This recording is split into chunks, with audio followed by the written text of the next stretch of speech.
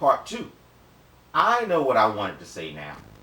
Remember when it said Alexander won independence after the Persian-Greek Wars? And I said how remarkable it was that he lived to enjoy telling the tale? Well, historians will tell us the Persians simply walked away and let him go his own way without repercussions.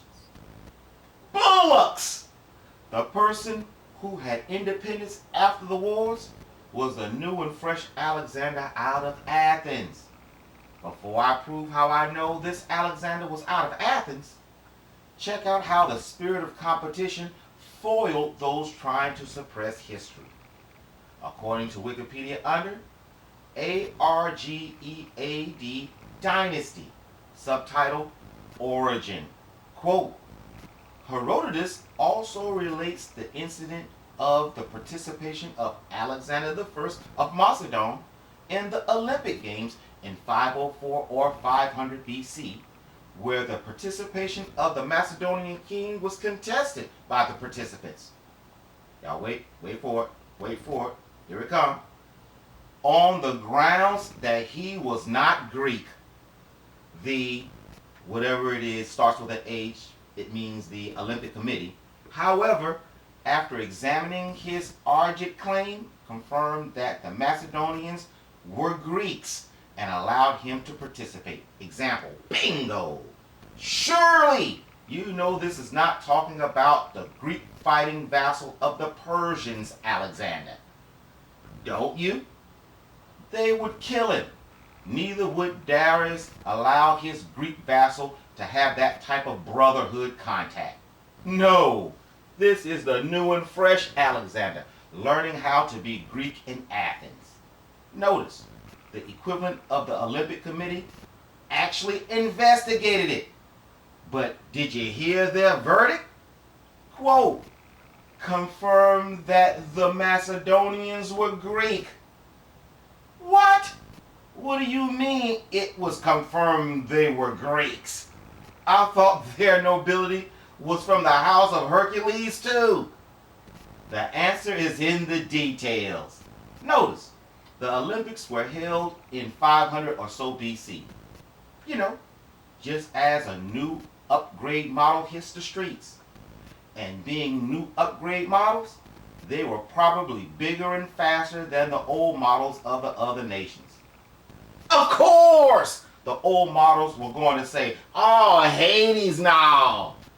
And as you will soon hear, the evildoers had the Athenians train Alexander on how to become human, Greek, and a ruler.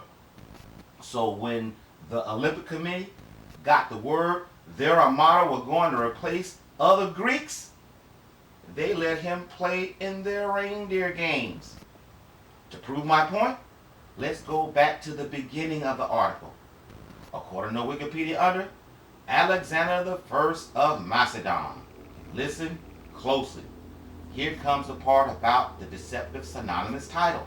Quote, known with the title Philhellene, which literally means lover of the Greeks, meaning patriot, was the ruler of the ancient Greek kingdom of Macedon from 498 BC until his death in 554 BC. Stop, bingo! There is no way in Hades, even if he helped out a couple of times, there is no way in Hades, a real Greek could possibly regard the Persian Alexander as a loyal Greek patriot. Now think about it phonetically for just a second. Why on earth would the Greeks give another Greek the title lover of the Greeks? If that was the case, all Greek kings are lover of the Greeks. No, ladies and gentlemen. This title was given to the new and fresh Alexander that was being taught in Athens that killed the retreating Persians. I know everything that just came out of my mouth is correct because of what it says next.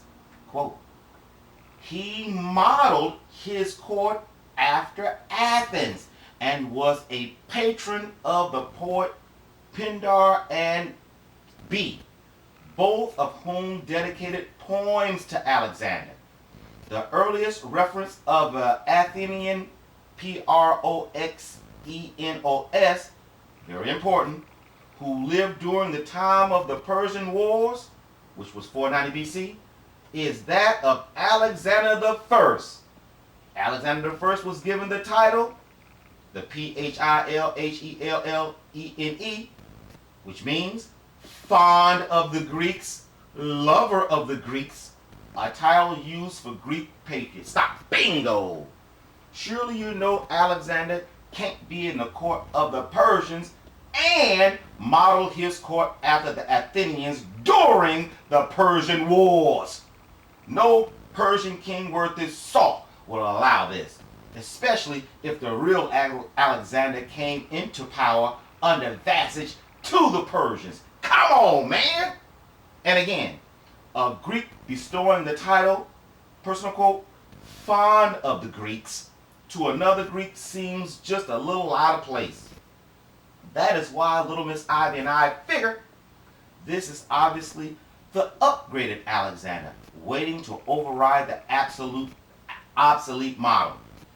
Besides, why would two Thebans, no, I didn't say Theban, even though they was probably colored, I said Theban, poets write poems about a king of Macedon who they had to investigate whether he was Greek or not. Ha! And to prove it, check this out. According to Wikipedia under Proxenos. Listen closely. I'm just going to call it the P word.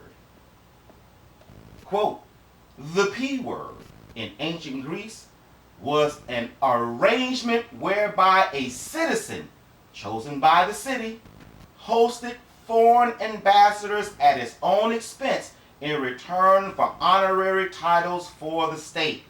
From the state. I'm going to say it again. Let me go back up and say it again.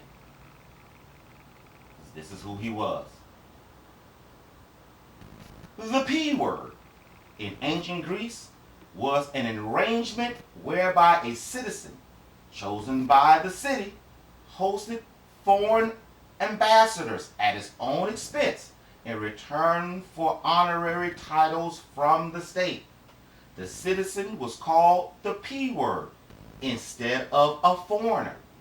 A P word would use whatever influence he had in his own city to promote policies of friendship or alliance with the city he voluntarily represented. Example. Bingo. I told you.